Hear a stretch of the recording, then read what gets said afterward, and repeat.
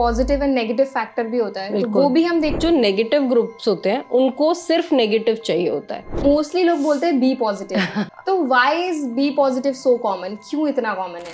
But ऐसे कोई category नहीं है कि which one is healthiest and which one is not. मतलब ऐसा होता है कि स्मोकर्स में भी रेड होते हैं हैंड्स, क्योंकि उनका हीमोग्लोबिन हमेशा ज़्यादा रहता है। O is a universal donor, ठीक है, तो ओ को ओ ही ब्लड ग्रुप मिलना चाहिए। गवर्नमेंट हैज़ गिवन गाइडलाइंस जिसमें 18 ईयर्स से 65 ईयर तक पीपल कैन डोनेट। अगर आपने कभी टैटू करवाया है, इट्स नॉट लाइक कि आप परमानेंटली डेफर्ड, आप दे सकते हो ब्लड, बिल्कुल दे सकते हो।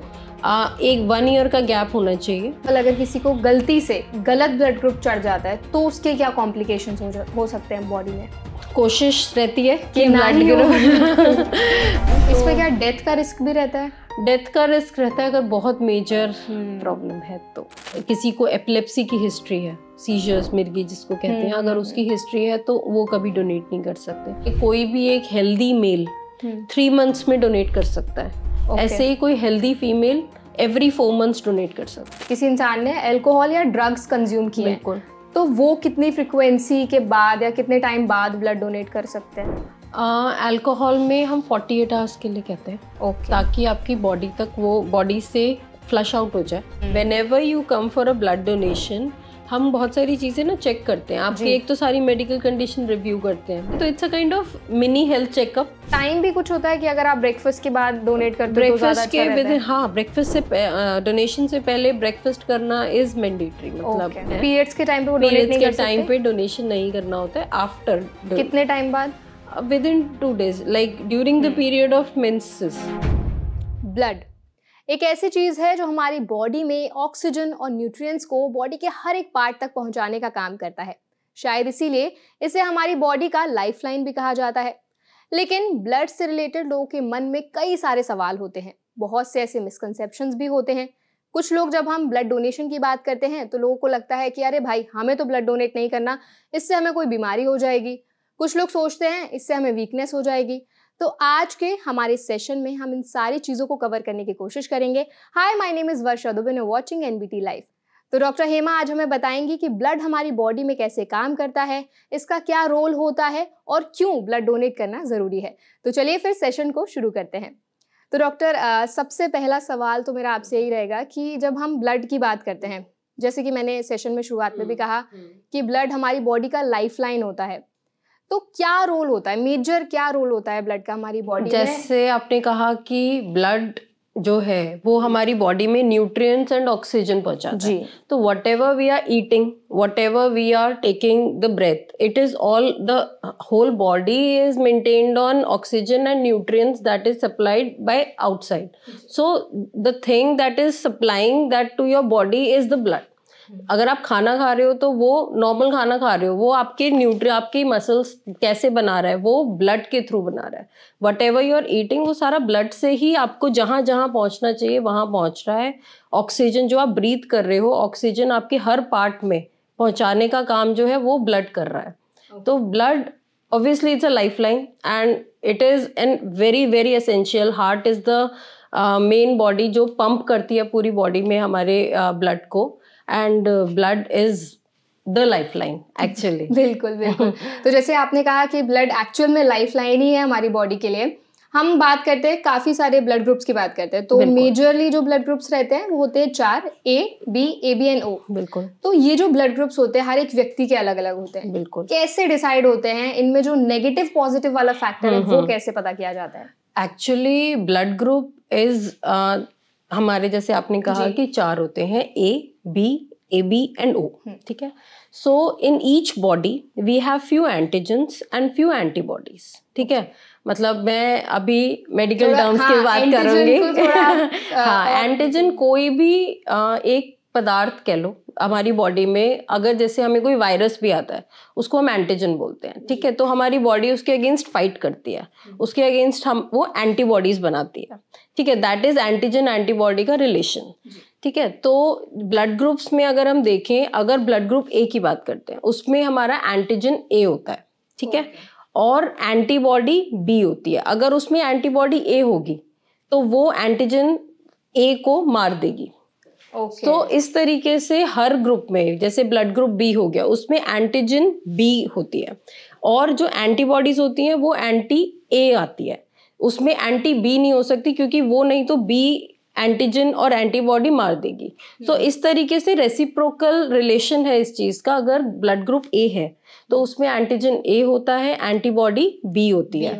ब्लड ग्रुप बी में एंटीजन बी होता है और एंटीबॉडी ए होती है, ऑपोजिट होता है। अब जैसे अगर हम ए बी की बात करें, A B is a combination of antigen A and antigen B, so it the body does not have any antibody against A and B. Okay, and the O group has no antigens at all. Like it does not have A antigen and B antigen, so it has both the antibodies in the blood, anti-A and anti-B. So these are the various categories of the blood group that we have. Like अगर हम A blood group की बात करें तो A blood group को हम B blood group नहीं दे सकते. That's a that we cannot do, mismatch it happen, नहीं कर सकते क्योंकि एंटी ए, उसमें हमारे पास ए एंटीजन है, एंटी बी है।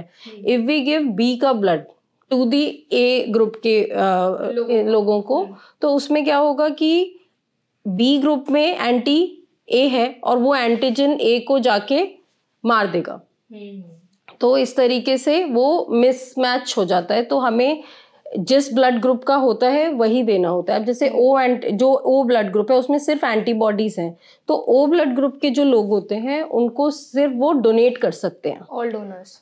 तो दैट्स वाई जो ओ ग्रुप है उसको हम बोलते हैं यूनिवर्सल डोनर। और यूनिवर्सल रेसिपिएंट ए बी जो ब्लड ग्रुप होता है, क्योंकि उसमें सिर्फ एंटीजेंस हैं, it does not have antibody, वो सिर्फ रिसीव कर सकता है। तो that's why A B is called universal recipient.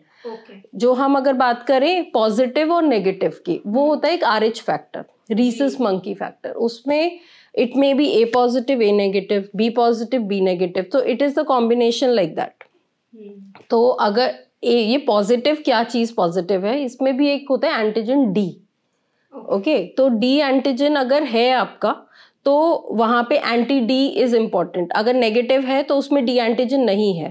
तो this is that combination. I think you might understand or might be very complicated, but it's not so, it's very easy. And in transfusion medicine, this is the base of what we are giving blood to people and how we are managing the patients. बिल्कुल, जैसे अभी ma'am आपने बताया कि किस group blood group के लोग किस ब्लड ग्रुप को ब्लड डोनेट कर सकते हैं। आपने बताया कि ओ ऑल डोनर होता है, यूनिवर्सल डोनर होता है। बिल्कुल। तो फॉर एग्जांपल अगर किसी पर्सन का ब्लड ग्रुप ए बी है, बिल्कुल, तो ए वाले जो लोग हैं वो ए बी को ब्लड डोनेट कर सकते हैं, वो सेकंड चॉइस रहती है हमारी। बट यूनिवर्सल रेसिपिएंट हम ए बी ही, अगर मतलब ए बी का पेशेंट है तो उसको ए बी ग्रुप ही हम प्रेफर करते हैं, क्योंकि इन एनी केस थोड़ा बहुत amount of antibodies there in A group and B group also. तो फॉर एग्जांपल जैसे अभी आपने बताया पॉजिटिव एंड नेगेटिव फैक्टर भी होता है, तो वो भी हम देखते हैं ब्लड डोनेशन के टाइम पे। बिल्कुल बिल्कुल, A B positive and negative, मतलब उसमें भी ये रहता है कि पॉजिटिव को सिर्फ पॉजिटिव ब्लड जा सकता है, उसको नेगेटिव ब्लड भी जा सकता है, बट जो नेगेटिव ग्रुप्स होते हैं उनको सिर्फ नेगेटिव चाहिए होता है। इसीलिए हम कहते हैं कुछ ग्रुप्स बहुत रेयर होते हैं, जैसे A B negative, that's a very rare combination, and उसका blood availability in all the blood centres is very scarce, मतलब इतनी ज्यादा अवेलेबल नहीं है। मतलब पेशेंट जो डोनर्स होते हैं ए बी नेगेटिव, उसकी पॉपुलेशन अराउंड 2-3% है। तो इन केस कोई पेशेंट अगर ब्लीड करता है तो ए बी नेगेटिव इसलिए रेयरेस्ट हो जाता है उस टाइम पे। तो इस तरीके से रहता है। अभी जब हम ब्लड ग्रुप्स की बात कर रहे हैं तो मैम मैंने ऐसा बहुत देखा है, अगर आप 40 पीपल अगर उनको आप पूछेंगे कि आपका ब्लड ग्रुप कौन सा है, तो मोस्टली लोग बोलते हैं बी पॉजिटिव, इवन इफ उन्होंने ब्लड टेस्ट कराया हो नहीं कराया हो, लेकिन सब लोग बोल देते हैं हमारा बी पॉजिटिव। अगर कोई फॉर्म में फिल करना है तो भी दे राइट बी पॉजिटिव। तो why is B positive so common, क्यों इतना कॉमन है? Actually depends upon the reason. Like if we talk about North India, North India, B positive is the commonest blood group that we find. That is the thing. In different parts of the country, we have different prevalent blood groups that we have. In North India, it is obviously we are living in Delhi, so it is so ki everyone says B positive. B positive. Though commonest is the O positive, around 36-37%. followed by B positive, that is around 32% population has B positive. Then comes A positive, and then it comes as AB. AB is the least number of people have the AB group. That's okay. And सबसे healthy blood group ऐसा कुछ होता है माना जाता हो? Healthy blood group कुछ factors हैं, ऐसा नहीं है कि किसी का कोई ब्लड ग्रुप है वो अनहेल्दी है, इट इज नॉट सो, है ना. तो like if we talk about healthy, O blood group people are saying कि it is the healthiest because it reduces the risk of some heart diseases because it don't have any antigens, and might be that is one factor कि क्यों उसको healthy बोलते हैं. ए जो blood groups होते हैं उनका ये होता है कि they have that character of high LDL cholesterol, they have the risk of high LDL cholesterol in their body. That's why type जो ए ब्लड ग्रुप ए है थोड़ा सा, बट ऐसे कोई कैटेगरी नहीं है कि which one is healthiest and which one is not.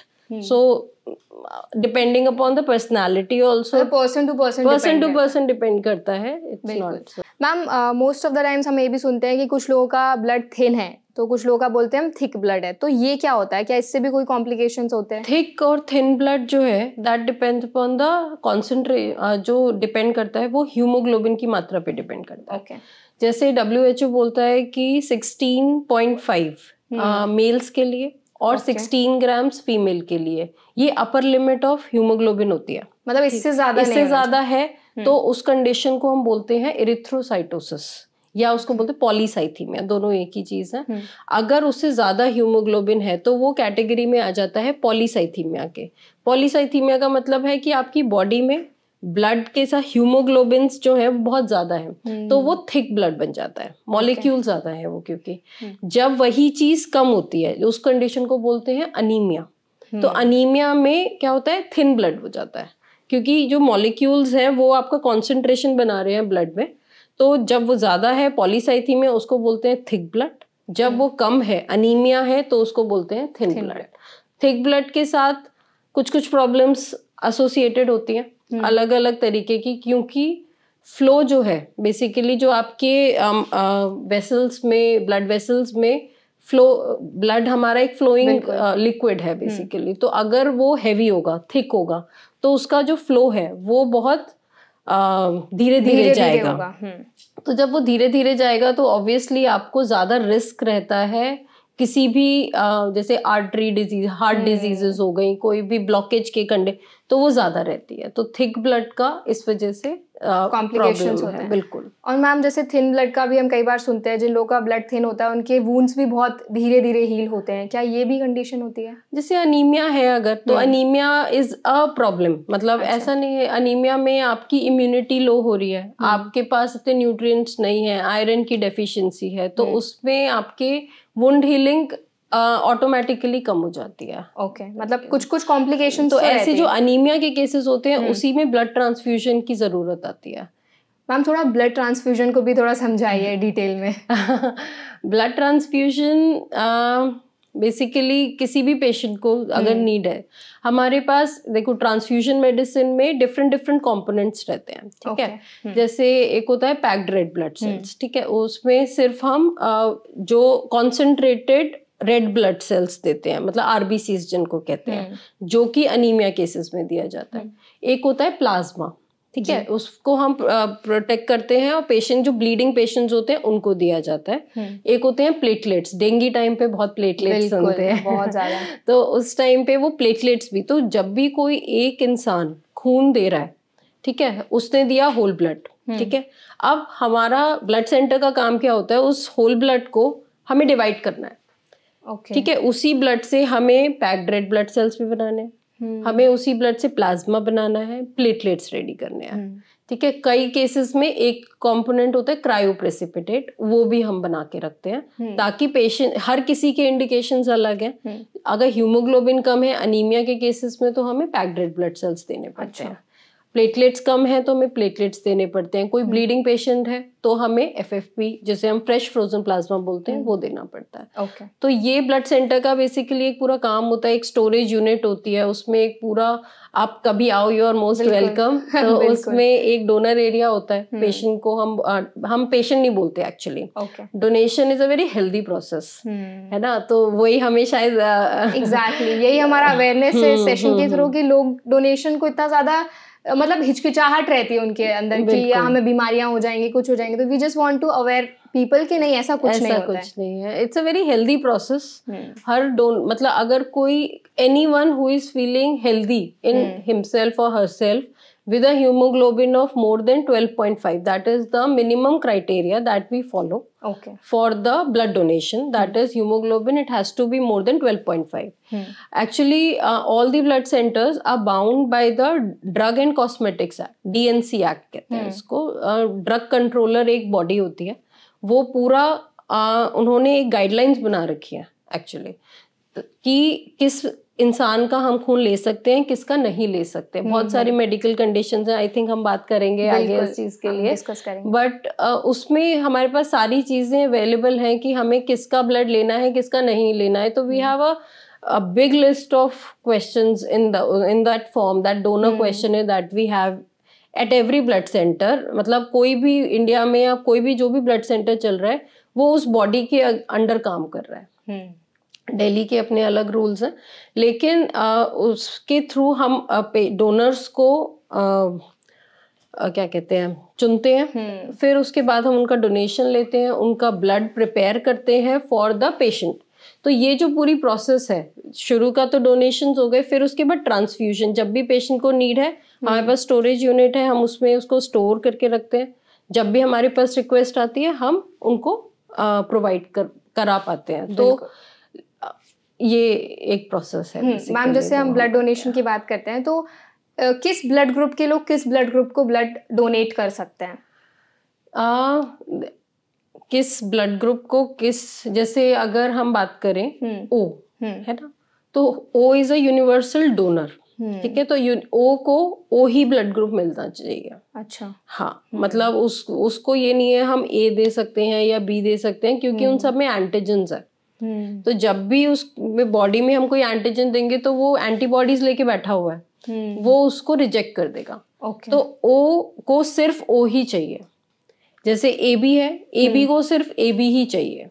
तो इसीलिए हम इनके नाम ही इस तरीके, universal donor and universal recipient, कि एक A B is a recipient only, it can not be as a donor, क्योंकि कुछ ना कुछ उसमें एंटीजेंस है, हमें ज्यादा ध्यान एंटीजेंस पे देना है बेसिकली। ओ में it's a universal donor, it can, A और बी में ए ग्रुप को हम कोशिश करते हैं कि ए ग्रुप को जो ग्रुप स्पेसिफिक जाए, ए ग्रुप है तो ए ही ग्रुप जाए, बी है तो बी ही ग्रुप जाए, ए बी है तो ए बी जाए। बट इन केस क्योंकि आजकल इतना ज्यादा अवेलेबिलिटी नहीं है, डोनर्स नहीं आते हैं, तो that's a real problem at the ground level, कि हमें बहुत ज़्यादा स्ट्रगल करना पड़ता है कि अगर ये ग्रुप नहीं है तो हमें दूसरे ग्रुप का कोई और ब्लड ग्रुप, क्योंकि नीड तो है ही। बिल्कुल, बहुत सारे तरीके के पेशेंट्स हैं हमारे हॉस्पिटल में, सभी हॉस्पिटल्स में बेसिकली कैंसर पेशेंट्स भी हो गए, फिर क्रॉनिक अनीमिया के पेशेंट्स हैं, थैलेसीमिया जो बचपन से ही उनको ब्लड की नीड होती है, तो वो भी पेशेंट्स हैं। उसके बाद कोई ट्रॉमा हो गया तो उसमें अर्जेंट नीड रहती है। तो ये सारे गायनी पेशेंट्स हैं, गायनी पेशेंट्स को ब्लीड हो गया ड्यूरिंग सर्जरी, ड्यूरिंग तो उस टाइम पे भी ब्लड की बहुत ज़्यादा, मतलब मल्टीपल कंडीशंस हैं जिसमें ब्लड का नीड है ही। बिल्कुल। तो डॉक्टर जब हम ब्लड डोनेशन की बात करते हैं तो क्या कोई ऐसे पैरामीटर्स होते हैं जिनको आप मतलब जो होने चाहिए, जैसे फॉर एग्जांपल एक पर्टिकुलर एज होनी चाहिए उसके बाद ही आप ब्लड डोनेट कर सकते हैं, तो वो पैरामीटर्स के बारे में बताएं। गवर्नमेंट हैज गिवन गाइडलाइंस, जिसमें 18 इयर्स से 65 ईयर तक people can donate. Less than 18 years not allowed, more than 65 years not allowed. There is a little point in this कि 60 years से अगर कम है, 18 to 60 years first time donors can donate. But अगर वो 60 to 65 वाले age group में अगर वो फर्स्ट टाइम डोनेट कर रहे हैं तो नॉट अलाउड होता है। अच्छा। उनका हम नहीं लेते हैं। अगर वो पहले डोनेट कभी कर चुके हैं अपने लाइफ टाइम में और उनकी एज है 64 तो हम ले सकते हैं। लेकिन अगर वो फर्स्ट टाइम डोनेट कर रहे हैं 61 से 65 वाले जो ईयर के एज ग्रुप है तो उनका नहीं लेते हैं। तो ये गाइडलाइंस दे रखी है गवर्नमेंट ने, दैट वी फॉलो। अक्सर लोग बोलते हैं कि कुछ लोगों ने अगर पियर्सिंग कराई है या टैटूज हैं तो वो ब्लड डोनेट नहीं कर सकते, तो ये जो मिथ है वो कितना सही है? एक्चुअली टैटू और ईयर पियर्सिंग डिपेंड करता है कि आप कहाँ से करा रहे हो, कि वहाँ नीडल्स वगैरह ठीक यूज हो रही है कि नहीं हो रही है। उसके अलावा 1 ईयर का गैप बोलते हैं। अगर आपने कभी टैटू करवाया है, इट्स नॉट लाइक कि आप परमानेंटली डेफर्ड हो। आप दे सकते हो ब्लड, बिल्कुल दे सकते हो। एक 1 ईयर का गैप होना चाहिए। जैसे आपने अगर 1 ईयर पहले टैटू करवाया है तो आप you are eligible for giving blood.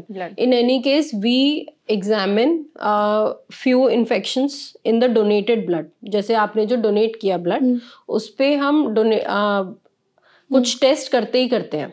जैसे HIV, hepatitis B, hepatitis C, malaria and syphilis. These 5 infections we test on every donated blood. जो भी डोनेट करते हैं हम ये 5 टेस्ट करते ही करते हैं। अगर इनमें से कोई भी पॉजिटिव आता है हम उस यूनिट को डिस्कार्ड करना पड़ता है। तो इसी क्योंकि हमें पेशेंट की सेफ्टी देखनी है, जिस पेशेंट को वो जा रहा है। तो ये इन्हें कहते हैं blood transfusion transmitted infections, blood transmitted infections. तो वो हमें मिनिमम टू मिनिमम करना है। उसके लिए नैट टेस्टिंग होती है, न्यूक्लिक एसिड टेस्टिंग, वो हम परफॉर्म करते हैं। एक TTI होता है, वो परफॉर्म करते हैं। Multiple things are there at the ground level. बिल्कुल डॉक्टर, अगर फॉर एग्जांपल अगर किसी को गलती से गलत ब्लड ग्रुप चढ़ जाता है तो उसके क्या कॉम्प्लिकेशंस हो सकते हैं बॉडी में? कोशिश रहती है कि ब्लड ग्रुप गलत नहीं चढ़ना चाहिए। मल्टीपल लेवल्स पे चेकिंग होती है उस चीज के लिए। Clerical check, the most common problem is clerical check because it is totally manual thing. Still अगर हो जाता है उसको बोलते हैं ट्रांसफ्यूजन रिएक्शन। ट्रांसफ्यूजन रिएक्शन देखनी होती है मेजर है या माइनर है। अब वो हम कैसे एग्जामिन करते हैं, जैसे किसी भी पेशेंट को ब्लड चढ़ रहा है तो within 30 minutes, those 30 minutes are very crucial. मतलब शुरू के 30 मिनट्स को बहुत ऑब्जर्व करना होता है। जो भी डॉक्टर नर्सेस रिस्पॉन्सिबल हैं ट्रांसफ्यूजन के, वो पूरा देखते हैं, ध्यान देते हैं कि पेशेंट को कोई BP तो नहीं लो डाउन हो रहा, पल्स रेट तो नहीं हाई हो रही, फीवर तो नहीं आ रहा है, या फिर पेशेंट को कहीं कोई एलर्जी तो नहीं हो रही है, अनकॉन्शियस तो नहीं हो रहा है। तो ये सारी चीज़ों का पैरामीटर्स का एग्जामिन करते हैं उन 15-30 मिनट्स में। तो अगर कुछ होता है तो वो इमीडिएटली पता लग जाता है। अगर नहीं होता है देन वी कंटिन्यू। और अगर किसी भी पॉइंट पे पेशेंट को कैसा भी अनकंफर्टेबल फील होता है तो वो हम ट्रांसफ्यूजन को बंद करना पड़ता है। तो वो हम उसको ट्रांसफ्यूजन रिएक्शन कहते हैं। ट्रांसफ्यूजन रिएक्शंस को हम रिपोर्ट भी करते हैं। ऐसे केसेस होते हैं क्या यूजुअली? होते हैं बिल्कुल। जैसे मंथली हमारे सेटअप में अगर हम कहें तो 1 और 2 मैक्सिमम, कई बार नहीं भी होते हैं। मंथली वाइज हम इसको मॉनिटर करते हैं, डे टू डे बेसिस पे भी करते हैं। तो इसमें क्या डेथ का रिस्क भी रहता है? डेथ का रिस्क रहता है अगर बहुत मेजर प्रॉब्लम है तो।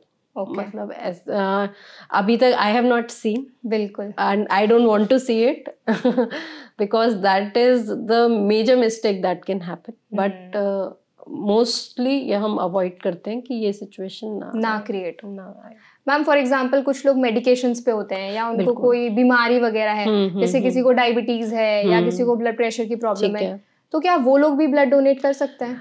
कर सकते हैं। एक्चुअली कुछ मेडिकल कंडीशंस हैं, जैसे न्यूरोलॉजिकल, अगर आप न्यूरोसाइकेट्रिक ड्रग्स पे हैं, किसी अल्जीमर्स का प्रॉब्लम है या फिर पार्किंसन सिंड्रोम है या फिर मेडिकल कंडीशंस में हार्ट डिजीज है, स्टेंट डले हुए हैं आपको, तो आप परमानेंटली डेफर्ड है।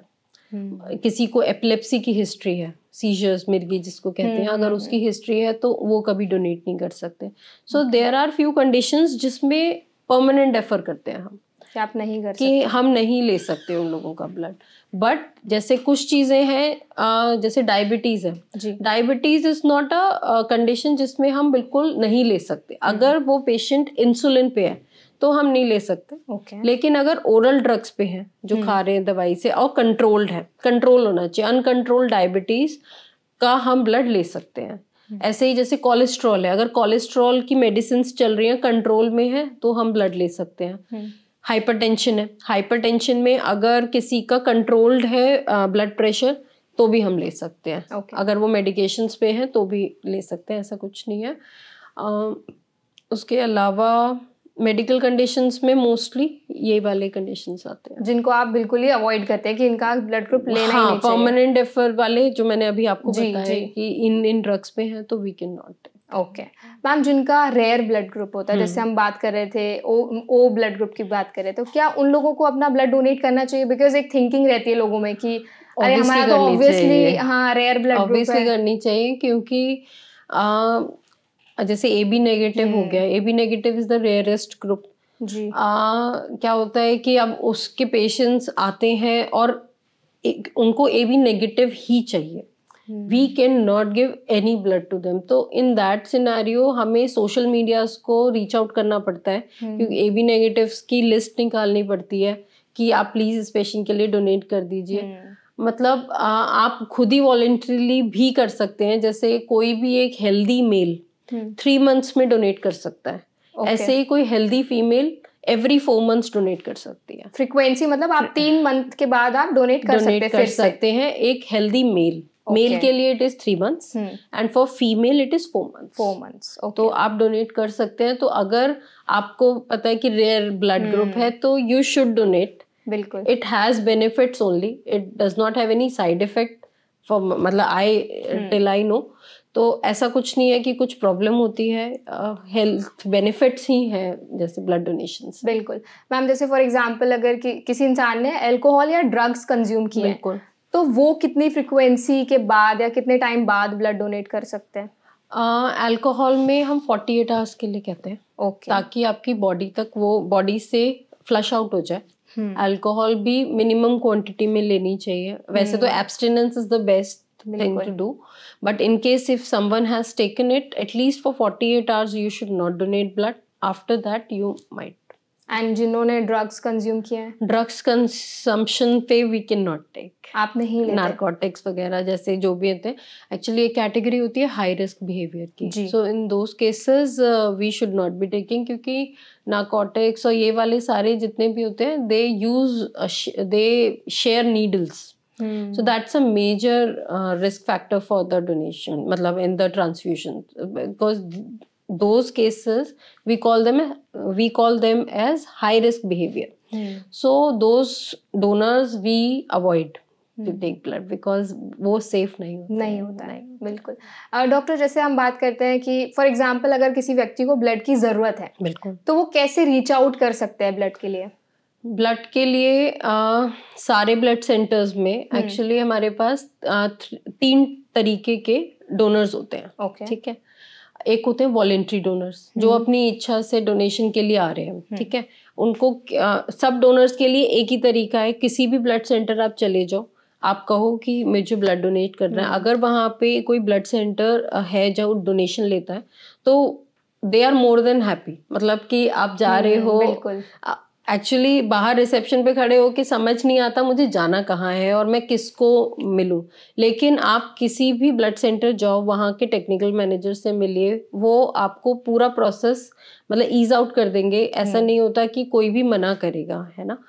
और नियर बाय कोई भी ब्लड बैंक आप जा सकते हो अगर आप वॉलेंट्री डोनेशन करना चाहते हो। जैसे मैं कह रही थी 3 types of blood donation donors होते हैं। एक होते हैं वॉलेंट्री जो अपनी इच्छा से करना चाहते हैं, और आई थिंक वो सबसे ज्यादा मोटिवेटेड भी होते हैं क्योंकि दे नो कि इम्पोर्टेंस क्या है ब्लड डोनेशन की और किस तरीके से वो हेल्प करेगा, तो वो खुद मोटिवेटेड होते हैं, वो खुद ही आते हैं। कुछ डोनर्स हैं हमारे यहाँ जो हर 3 months में अपने आप ही आते हैं, we do not call them, but yeah it is. Then the second type is family donors, those who are replacement donors, like family में किसी को गया, अब ब्लड बैंक क्या करता है कि वी रीच आउट पीपल की प्लीज डोनेट, सो वो रिप्लेसमेंट डोनेशंस देते हैं। जैसे जितना भी आपके पेशेंट को गया उतना आपको रिप्लेस हो जाता है, वो रिप्लेसमेंट डोनर्स होते हैं। Then the third is paid donors, so we avoid paid donors. जो प्रोफेशनल डोनर्स होते हैं तो वो सबसे ज्यादा हार्मफुल होते हैं ओके। हाँ, बहुत पेड से लोग, डोनर्स आर दोज लाइक जो ब्लड देने के लिए पैसे लेते हैं। सो वी हैव द मतलब every hospital has the policy कि वी शुड अवॉइड दोस्त, क्योंकि एक तो वो खुद इतने अनहेल्दी स्टेट में रहते हैं, वो एक आज करके आए पैसे के लिए, वो दूसरे हॉस्पिटल पहुंचते हैं फिर डोनेशन 2 दिन बाद ही। बिल्कुल, ये चीज बहुत कॉमन है। Yes yes it is, I have encountered the same, मैंने खुद ही देखा है, काफ़ी आते हैं ऐसे। तो वी अवॉइड दोज पीपल, मतलब कि हम नहीं लेना चाहते हैं। And we can ask also, मतलब वो डर भी जाते हैं उस तरीके से ना, तो वी कैन नॉट। तो इस तरीके के 3 ब्लड डोनर्स होते हैं। Okay. And we encourage voluntary donations. जी बिल्कुल मैम। जब हम ब्लड डोनेशन की बात करते हैं तो ब्लड डोनेट करने के क्या क्या बेनिफिट्स हो सकते हैं, क्यों फायदेमंद है ये? ब्लड डोनेशन इज अ मतलब बहुत ज़्यादा फायदेमंद की चीज़ है। जैसे आप ब्लड डोनेट करते हो, ठीक है, आपकी बॉडी में नए सेल्स बनते हैं, ठीक है, आपके जितने भी पुराने सेल्स हैं, मतलब आपकी बॉडी बोन मैरो जहाँ पे ब्लड बनता है, तो वहाँ पे आपकी बॉडी में नए नए सेल्स बनते हैं। तो it is beneficial for you yourself कि आप ब्लड डोनेट कर रहे हो। हर 3 महीने में 4 महीने में अगर आप डोनेट कर रहे हो तो आपकी बॉडी ही एक काम कर रही है आपके अंदर से ही, ताकि आपके एक्टिव आएगी आप चीज में। उसके बाद आपका जो फ्लो है वो इम्प्रूव करता है ब्लड सर्कुलेशन को। अगर आप रेगुलर डोनेट करते हो तो that improves blood circulation in your body. तो उससे क्या होगा, उससे आपकी जो आर्टरी और ये ब्लॉकेज की प्रॉब्लम है वो कम होती है। तो हार्ट डिजीजेस इसीलिए उन डोनर्स में थोड़ी कम, उनकी मतलब रिस्क जो है वो थोड़ा कम हो जाता है। क्या इसके कोई साइड इफेक्ट्स भी होते हैं? Side effects of blood donation I don't think so होते हैं। हाँ, मतलब दैट्स रियली अ मिथ। आपका जो ब्लड है वो विद इन 24 आवर्स रिन्यू हो जाता है आपके डोनेशन के बाद। मतलब आपने डोनेट किया, आपके अगले दिन 2 दिन में आपका ब्लड उतना ही हो जाएगा। जैसे अगर मैं कहूँ कोई भी ब्लड डोनेशन के लिए आता है तो हम देखते हैं कि वेट किस हिसाब से है। अगर 45 to 55 kgs वेट होता है तो हम अलाउड हैं 350 ml ब्लड लेने के, ठीक है। अगर 55 kgs के ऊपर है उसका वेट तो 450 ml डोनेट कर सकते हैं, ठीक है। तो अब हम अगर 450 ml ऑफ ब्लड ले रहे हैं होल ब्लड, तो वो आपका रिन्यू होके आपकी बॉडी में फिर से आ जाएगा विद इन 2 days। तो दैट्स हाँ, इसमें कुछ नुकसान कोई तो है नुकसान नहीं है, आपको खुद अच्छा लगता है। आप खुद ब्लड डोनेट, कोई भी ब्लड डोनेट, जो नहीं कर सकते उनसे पूछिए, कितना एक दुख की बात है उनके लिए कि डोनेशन नहीं, काफी चीजें they really few donors come to us कि मैम मुझे डोनेट करना ही करना है, इस तरीके से। अब अगर आप एक हेल्दी है और आपका हीमोग्लोबिन 12 कोई एज सच 12.5 से ज़्यादा है और कोई आपके आसपास कोई मेडिकल कंडीशन नहीं है, you are healthy enough to give, you should donate blood. बिल्कुल, आई थिंक आज के सेशन के जरिए हम लोगों को यही बात बताने की कोशिश कर रहे हैं कि ब्लड डोनेशन के कोई भी साइड इफेक्ट्स नहीं होते हैं। और अगर आप सोचते हैं कि हमें कमजोरी हो जाएगी या हमारी इम्यूनिटी वीक हो जाएगी, तो ऐसा भी कुछ नहीं है, जैसा कि हमारे डॉक्टर ने बताया। बल्कि इससे एक आपका एक मिनी हेल्थ चेकअप हो रहा है। Whenever you come for a blood donation, हम बहुत सारी चीजें ना चेक करते हैं आपके। एक तो सारी मेडिकल कंडीशन रिव्यू करते हैं। There is a medical officer sitting at the blood centre all the time for your queries, मतलब वो आपकी कोई भी क्वेरीज को सॉल्व करेगा। आपका हम ब्लड प्रेशर चेक कर रहे हैं, आपका पल्स रेट चेक कर रहे हैं, हाइट, वेट, हीमोग्लोबिन। उसके बाद जो ब्लड ले रहे हैं उस पर हम कुछ इन्फेक्शन टेस्ट करते हैं, उसकी रिपोर्ट भी हम आपको प्रोवाइड करते हैं। ब्लड ग्रुप, काफी लोगों को ब्लड ग्रुप नहीं पता होता, वो भी चेक होता है। तो बहुत सारी चीजें, तो it's a kind of mini health checkup जो आपको फ्री ऑफ कॉस्ट मिल रहा है। मतलब इसके लिए आपको कुछ भी नहीं करना है, you just have to come to a blood centre and give blood, and you will be getting so many things, मतलब फ्री में ही आपको ये सारी चीजें मिलेंगी। और इट इज गुड। मैंने मतलब मेरे एक्सपीरियंस के हिसाब से हमने इतने सारे डोनर्स देखे हैं जिनका बीपी बहुत हाई होता है। It is like shooting till 200, 150। बाप रे। और दे इवन डिडंट नो, उन्हें पता ही नहीं है कि हमारा बीपी इतना हाई है। और जस्ट इसी मिनी चेकअप की वजह से हाइपरटेंशन उनके डायग्नोज हुए हैं। तो कईयों को अनीमिया होता है, जैसे हीमोग्लोबिन कम होता है, तो उन्हें नहीं पता होता कि मुझे करना क्या है। उस तरीके से हम काउंसिल करते हैं, बहुत सारी चीजें उसमें निकल के आती हैं। डे टू डे बेसिस पे हम देखते हैं कि काफी सारे हम प्रॉब्लम्स जो हैं डोनर्स को बता पाते हैं। आई थिंक इट्स लाइक कि आप अपनी बॉडी के बारे में और अवेयर हो रहे हैं। बिल्कुल बिल्कुल बिल्कुल। और डॉक्टर, जब हम बात करते हैं ब्लड डोनेशन की, तो ब्लड डोनेट करने से पहले और उसके बाद किन चीज़ों का ध्यान रखना बहुत ज़रूरी है? देखिए, अगर आप डोनेशन करना चाहते हैं तो उसके पहले आपको एक अच्छी एडिक्वेट स्लीप की बहुत नीड होती है। मतलब आपकी एटलीस्ट 8 आवर्स की स्लीप होनी चाहिए ताकि आपको फ्रेश फील हो, आपको कोई जो पोस्ट डोनेशन प्रॉब्लम्स हैं वो ना हो। अगर स्लीप इनएडिक्वेट होती है तो प्रॉब्लम्स कुछ कुछ रहती हैं। उसके बाद आपको एक हेल्दी ब्रेकफास्ट करके आना है, पहले पेट भर के आना है, ताकि आपको कुछ भी गिडीनेस या कुछ ना, खाली पेट डोनेशंस नहीं लेते हैं। टाइम भी कुछ होता है कि अगर आप ब्रेकफास्ट के बाद डोनेट करते हो तो ज़्यादा अच्छा रहता है? हाँ, ब्रेकफास्ट से डोनेशन से पहले ब्रेकफास्ट करना इज मैंडेटरी। मतलब क्योंकि आपको फिर इश्यूज कम होते हैं। मतलब उसमें आफ्टर जो post donation giddiness is the most common cause कि आप ब्रेकफास्ट नहीं करके आए थे। बिल्कुल। मतलब early before donation you should have something. उसके you should have plenty of water before donation. Before donations तो ये सारी चीज़ें हैं। अगर मैं बात करूँ आफ्टर डोनेशन आपको क्या क्या केयर करनी है, उसमें आपको कोई भी हैवी लिफ्टिंग नहीं करनी होती है क्योंकि यहाँ से ब्लड लिया जाता है। ठीक है, यहाँ से ब्लड लेंगे तो अगर इट्स अ काइंड ऑफ थोड़ी सी मोटी नीडल, पतली नीडल नहीं होती है जो हम ब्लड टेस्टिंग के लिए देते हैं, वैसी नहीं होती है। ब्लड डोनेशन के लिए थोड़ी सी मोटी, क्योंकि हमें 450 ml ब्लड निकालना है ना।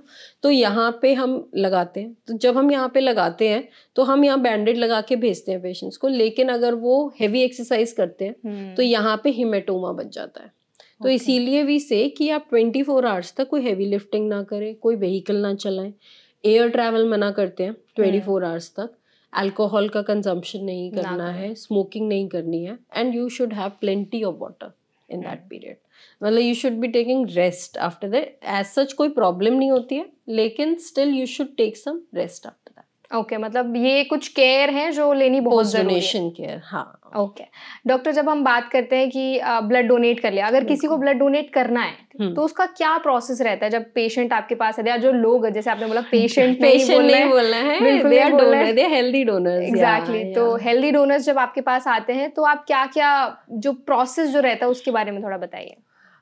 कोई भी healthy donor, those who are willing to give blood, they come to us, they come to the reception, they say I want to donate blood. ठीक है, so we have a whole team. Like we have a in-house nurse, we have then we have a counselor, then we have technical staff, and पूरा एक ecosystem जैसे कहते हैं ना, it's not a one man army. तो बहुत सारे लोग उसमें काम करते हैं, आते हैं, उनको फॉर्म दिया जाता है। ये इस प्रोसेस में मैक्सिमम टू मैक्सिमम 1 आवर लगता है, इससे ज़्यादा नहीं लगता डोनेशन के लिए। तो आपको एक फॉर्म भरना होता है, उसमें बेसिक क्वेरीज होती हैं, आपका सब कुछ डिटेल्स होती हैं, और कुछ कुछ क्वेश्चंस होते हैं जो आपके पर्सनल क्वेश्चंस होते हैं। लाइक इन फीमेल्स को मेंसेस में नहीं करना होता है, बहुत सारी चीजें हैं। पीरियड्स के टाइम पे डोनेशन नहीं करना होता है। आफ्टर कितने टाइम बाद? Within 2 days, like during the period of menses you should not donate blood. We prefer taking after at least 1 week so that your hemoglobin regains. If it is more than 12.5 then we can take. तो वो रहता है। तो बहुत सारी चीज़ें हैं, personal questions रहते हैं, वो सारे हम चेक करते हैं। उसके बाद उनका एक मिनी चेकअप जो मैंने बताया था वो होता है, जहाँ पे उनका height, weight, blood pressure, haemoglobin finger prick से चेक होता है। ब्लड ग्रुप बताते हैं उनको, और वीजस से उनका वेन चेक होता है कि उनकी वेन ज्यादा पतली तो नहीं है, क्योंकि हमारी नीडल थोड़ी मोटी होती है, तो वो तो नहीं है। और फिर हम उनको मेडिकल ऑफिसर से मिलते हैं, वो लोग कोई क्वेरी होती है उनकी, या उनको कोई भी काउंसलिंग की जरूरत है तो वो करते हैं। जस्ट फिर वो डोनेशन रूम में शिफ्ट हो जाते हैं। तो एक डोनर काउच होता है, बहुत कंफर्टेबल होता है, उसमें वो आराम से लेटते हैं। उनके एंटरटेनमेंट के लिए भी वहाँ पे चीज़ें होती हैं, टीवी वगैरह सब रहता है, it is in display. whatever they like to see, they would like to see cricket or music, whatever they like. We give a very healthy environment. They come, they donate. The donation, the process takes only 7 minutes, 7 to 10 minutes maximum to maximum. जो pre donation and post donation care takes around 1 hour. Otherwise जो main donation है वो उसमें just 5 to 10 minutes लगते हैं, and after that you have to be in the post donation observation, तो उस पूरे प्रोसेस में 1 घंटा लगता है मैक्सिमम। मतलब ज्यादा टाइम भी नहीं लगता, ज्यादा टाइम नहीं लगता है, मतलब बस एक मन में होना चाहिए कि डिटर्मिनेशन होनी चाहिए। बिल्कुल बिल्कुल। तो मैम अगर हम बात करें कि अगर हमें ब्लड की जो हेल्थ इंप्रूव करनी है, तो उसके लिए बहुत से लोग बोलते हैं कि आप बीट रूट खाएं, गाजर खाएं, तो इससे आपकी ब्लड हेल्थ अच्छी होती है। फर्स्ट ऑफ ऑल क्या क्या चीजें डाइट में होनी चाहिए? First of all get your haemoglobin check whether it is high और लो, है ना। तो if it is on a lower side, you should add few iron rich foods like beetroot, you said, palak हो गया। उसके बाद we should be taking amla with that. In winters amla is the superfood that you should be taking, and pulses and healthy eating. And if it is very low, you should be concerning your physician to get the medications for that.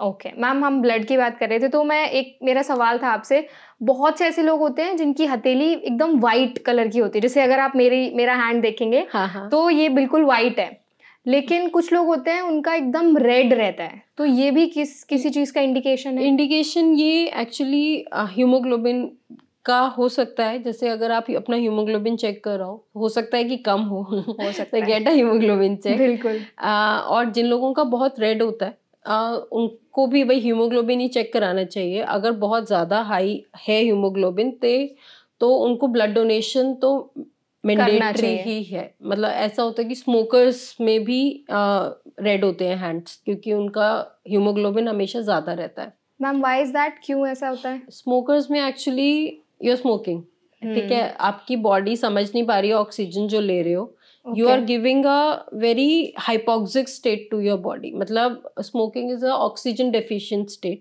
but आपकी body नहीं समझ पा रही है, क्योंकि आप smoking कर रहे हो, बॉडी को लग रहा है कि उसको ऑक्सीजन नहीं मिल रहा है, तो वो ज्यादा से ज्यादा आरबीसीज बना रही है। ओके, तो that is the condition polycythaemia जिसको हम कहते हैं। तो स्मोकर्स में इट इज वेरी कॉमन, तो इसलिए स्मोकर्स में रेड होते हैं। ओके, एट लास्ट मैम मैं चाहूँगी कि जितने भी हमारी ऑडियंस है उनको आप क्या बोलना चाहेंगे, अवेयर करना चाहेंगे कि वो ब्लड डोनेशन की तरफ ज़्यादा रुख करें? मतलब मैं सबसे यही गुजारिश करूँगी कि प्लीज़ आप लोग, मतलब आप ही लोग हैं सब जनरल पॉपुलेशन की, आप आइए और डोनेट करिए ब्लड को जी, और मोटिवेट करिए अपने घर वालों को भी और अपने आसपास भी, और आके ब्लड डोनेशन मतलब बहुत ही एक नोबल काम है। रक्तदान ही महादान, बिल्कुल वो चीज़ है। रक्तदान से आपको इतना अच्छा लगेगा ना, मतलब मैं गारंटी देती हूँ कि you will feel the best. That's the best feeling that when you give blood to someone, and one blood donation can save up to 3 lives. That is very important. So you will feel good. Please come forward and give blood. Give blood. Thank you so much ma'am, आज आपने हमें और हमारी जो audience है उनको blood के बारे में इतनी इम्पोर्टेंट इन्फॉर्मेशन दी, और ऑल्सो ब्लड डोनेशन के लिए इतने सारे लोगों को अवेयर किया, उसके लिए आपका बहुत बहुत धन्यवाद। थैंक यू वर्षा। तो आई होप आज का सेशन आपको पसंद आया होगा। जो भी इन्फॉर्मेशन हमारी डॉक्टर ने आपके साथ शेयर की वो आपको हेल्पफुल लगी होगी। अगर आपको आज का वीडियो पसंद आया है तो वीडियो को लाइक करें, ज़्यादा से ज़्यादा शेयर करें, और ऐसी और भी वीडियोज़ देखने के लिए हमारे चैनल NPT Life को सब्सक्राइब करना ना भूलें।